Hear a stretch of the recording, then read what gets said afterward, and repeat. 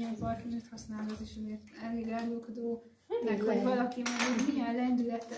Múltkor pont az egyik gyakorlaton.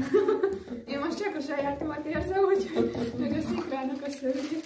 Szóval, hogy múltkor egyik gyakorlaton pont ezt csináltuk pszichón, hogy ez el kellett játszani mindenféle típusú klienst, és akkor csukott szemmel kitalálni mindenkinek, hogy milyen típusú kliens jött be a terembe.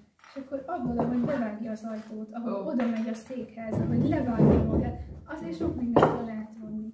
A járás a cipőkopogón. Igen. Gondolom azért a te egyéb érzékszerveid sokkal erősebbek, mint az átlag látományok. Hát ez úgy van, ezt nagyon sokan mondják, de ez egyébként úgy működik hivatalosan, hogy az a kapacitás, mint ugye a látásra használnék, az szétmegy így a többi között, mert hogy ezt is kell valamire használni, különben annyi van belőle, hogy több és hülyeségeket gondolok, az meg senkinek.